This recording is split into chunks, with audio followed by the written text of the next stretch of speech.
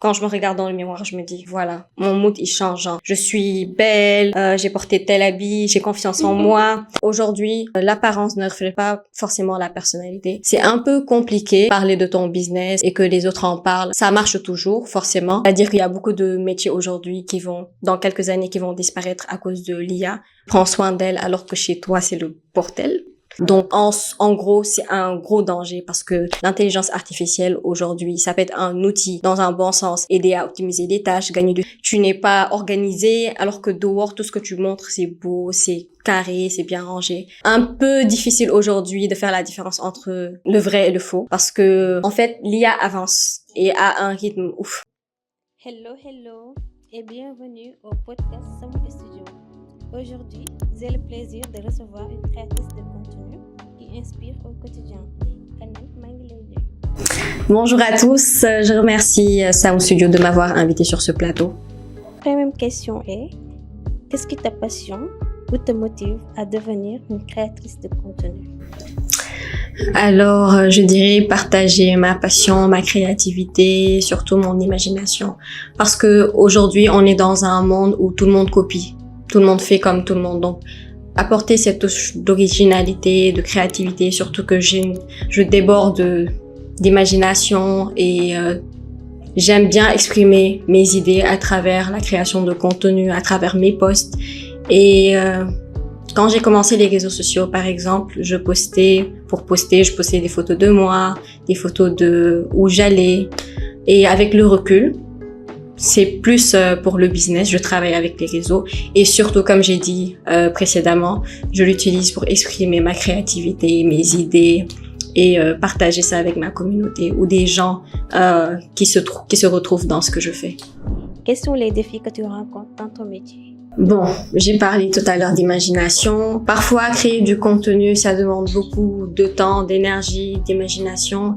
Et avec mon train de vie actuel, c'est-à-dire le business, les cours, tout ça, parce que je suis étudiante, c'est un peu compliqué de déployer de mon temps, de mon énergie pour la création de contenu.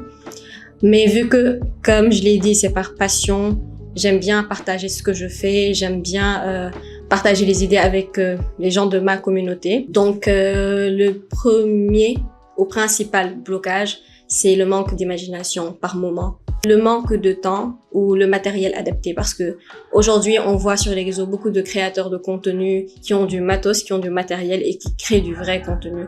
Donc, en tant que créateur de contenu, tu te dois pas peut-être de suivre les tendances, mais d'adapter ton format à ce qui marche vraiment sur les réseaux aujourd'hui. On peut savoir quel est le risque pour une entreprise qui n'est pas sur les réseaux aujourd'hui? Alors déjà, tu as un business, tu n'es pas sur les réseaux, donc pas de vente, pas de clients. Aujourd'hui, les réseaux, c'est un moyen stratégique d'attirer à soi les clients ou d'aller vers les clients. Donc, on peut parler du bouche à oreille, mais depuis l'expansion des réseaux sociaux ou l'arrivée des réseaux sociaux, c'est un peu compliqué de parler de ton business et que les autres en parlent. Ça marche toujours, forcément, mais pour avoir plus d'impact, plus de visibilité, tu as un business, tu dois forcément être sur les réseaux sociaux. Aujourd'hui, beaucoup de personnes se plaignent. Je suis une marque, j'ai un business et personne ne me voit, je n'ai pas assez de clients. Mais qu'est-ce que tu fais derrière pour qu'on te voit? Est-ce que tu mets en avant ton business? Est-ce que tu en parles? Est-ce que tu crées du contenu? Parce que la création de contenu aujourd'hui et au-delà de ça, c'est-à-dire le social media management par exemple, ça, c'est des gens à qui tu vas confier ton business et qui vont t'aider à accroître ta visibilité, à gagner plus de clientèle, à rentrer en contact avec ta clientèle. Il y a tout un travail derrière, mais en gros, une entreprise qui n'est pas sur les réseaux sociaux, tu ne vends pas tout simplement.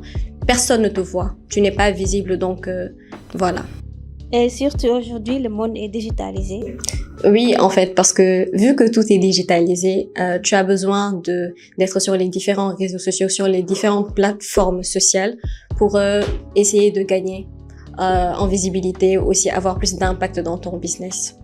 Donc, utiliser les outils digitaux, en gros, pour travailler avec et construire ta marque ou ton business. On voudrait savoir également, selon toi, est-ce que ton apparence reflète ta personnalité? Bon, je dirais oui, en même temps je dirais non, parce que, par exemple, pour le nom, pourquoi je pense que mon apparence ne reflète pas ma personnalité? Si c'est d'un point de vue individuel, je dirais que des fois, selon l'endroit, selon l'événement, selon les personnes, j'ai tendance à m'habiller d'une certaine façon. Ça, c'est très important c'est très important de faire bonne impression, d'avoir une bonne allure, surtout que tu aies l'air apprêté, que tu aies l'air confiant dans ta personne. Donc, moi, je trouve que c'est important selon les endroits, selon les ambiances, de s'adapter, adapter son apparence et de changer parfois. Mais d'un point de vue global, le nom, je dirais que aujourd'hui, l'apparence ne reflète pas forcément la personnalité. Parce que par exemple, sur les réseaux sociaux, c'est un endroit où tu peux prétendre être quelqu'un que tu n'es pas, où tu peux montrer certaines choses alors que ce n'est pas ta réalité. Donc, de ce point de vue-là, non. On dit aussi que l'habit ne fait pas le moine. Et je crois en ça parce que tu peux avoir l'air d'une personne soignée, d'une personne qui prend soin d'elle alors que chez toi, c'est le bordel. Il y a n'importe quoi, tu ranges pas ta chambre, tu n'es pas organisé, alors que dehors, tout ce que tu montres, c'est beau, c'est carré, c'est bien rangé. Donc, l'habit ne fait pas forcément le moine. Il y a beaucoup de tricheries sur les réseaux sociaux, il y a beaucoup de gens qui mettent des trucs en avant. Enfin, c'est les réseaux, quoi. Par rapport à ton style vestimentaire? Par rapport à mon style vestimentaire, bon, moi, en fonction des années, j'ai un peu adapté par rapport à ma personnalité. Donc ça, on va revenir au oui pour ça. Mais par rapport à mon style vestimentaire, je m'habille selon l'endroit où je vais. Et avec les années aussi, j'ai compris que je n'ai pas seulement besoin de m'habiller comme ça quand je dois sortir. Il faut que je sois tout le temps apprêtée. Et aussi, ça montre que tu es une personne qui a confiance en toi. Ça montre que tu as de l'assurance. Et aussi, ça booste. Les jours où je suis pas dans mon mood, par exemple, j'ai tendance à m'habiller d'une façon... Quand je me regarde dans le miroir, je me dis, voilà, mon mood, il change, genre, je suis belle, j'ai porté tel habit, j'ai confiance en moi. Ça, c'est par exemple, utiliser l'habillement ou utiliser ton style vestimentaire pour booster ta confiance, pour booster ton mood. Et une personne en particulier m'a conseillé ça, j'ai adapté et j'aime beaucoup. Oh, oui. Pourquoi? Oui, parce que selon l'endroit ou l'événement où tu vas, c'est important de soigner son apparence, c'est important de soigner juste ta personne, comment les gens ils vont te voir, parce que c'est évident qu'on juge selon ton apparence. On dit aussi que l'habit ne fait pas le moine, mais disons que, par exemple, tu vas dans un certain type d'événement, tu as besoin d'attirer certaines opportunités à toi, tu vas pas t'habiller n'importe comment, tu vas pas t'habiller de façon négligée, parce que ça, carrément, avant même de t'être introduit, les gens, ils vont te juger.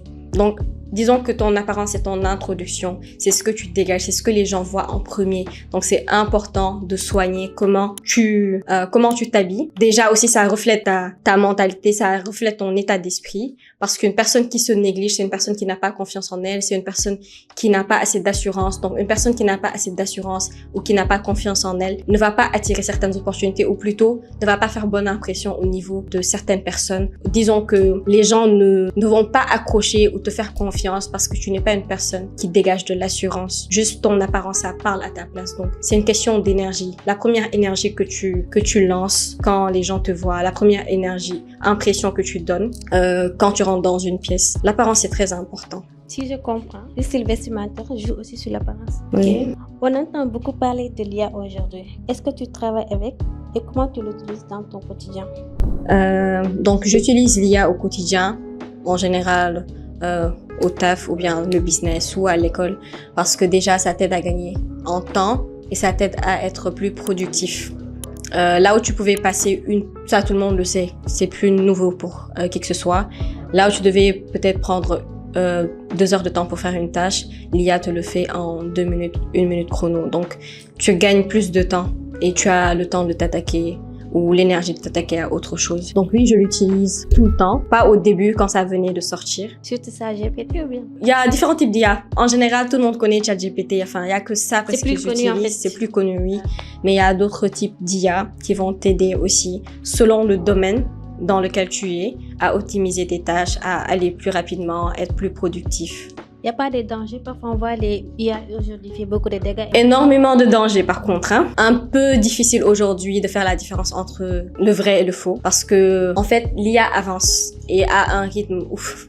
Tout le monde le voit. Et la façon dont aujourd'hui l'IA peut te duper jusqu'à ce que tu crois que c'est une vraie personne, ça c'est le vrai danger. Et plus ça avance, plus je vois des personnes qui n'arrivent pas, en fait, à faire la différence entre quelque chose qui est généré par l'IA et quelque chose qui est réel. Et ça, c'est très dangereux. Et quand je vois une personne qui réussit à faire ça, genre la marge de personnes qui réussit à faire la différence sur la marge de personnes qui n'arrivent pas à faire la différence, c'est énorme. Donc, en gros, c'est un gros danger parce que l'intelligence artificielle, aujourd'hui, ça peut être un outil dans un bon sens, aider à optimiser des tâches, gagner du temps, mais en même temps, aussi, ça prend la place de beaucoup de métiers. C'est-à-dire qu'il y a beaucoup de métiers aujourd'hui qui vont, dans quelques années, qui vont disparaître à cause de l'IA parce que ça vient remplacer le travail des autres. Et ça va augmenter le taux de chômage, en effet. Parce que, comme tu l'as bien compris, l'IA qui fait les trucs rapidement à la place des gens, qui va avoir besoin d'employer quelqu'un? C'est logique. Quel conseil donnerais-tu à quelqu'un qui veut se lancer sur les réseaux sociaux? Donc, déjà, pour avoir vécu l'expérience, et à travers tout ce que j'ai vu, c'est-à-dire les personnes qui veulent se lancer et qui ne le font pas, le premier blocage, c'est ils attendent d'être prêts. Donc le conseil que je donne en premier, il n'y a pas un moment précis pour se lancer dans quelque chose. La peur que vous ressentez ou que tu ressens, c'est un blocage qui va être là pour te freiner, pour te faire croire que tu ne peux pas, que tu pourras le faire plus tard quand tu seras plus expert, quand tu auras plus de matériel. Sauf que tu vas jamais le faire, en fait. Tu vas jamais le faire parce que, imaginons que plus tard n'arrive pas, que plus tard tu n'aies pas le matériel. C'est quand tu as commencé. Donc, lancez-vous, arrêtez de réfléchir parce que quand tu commences quelque chose, c'est la répétition, en fait. Le fait de le faire tout le temps en répétition, c'est ça qui va t'aider à être expert dans ce domaine-là. Et c'est surtout ça qui va t'aider à t'améliorer. Parce que si tu penses que oui, je ne sais pas le faire, je ne maîtrise pas, donc je ne vais pas me lancer dedans. À un moment donné, il y a jamais un bon moment. Il y a jamais de bon moment. Faut juste se lancer, faut juste le faire. Commence.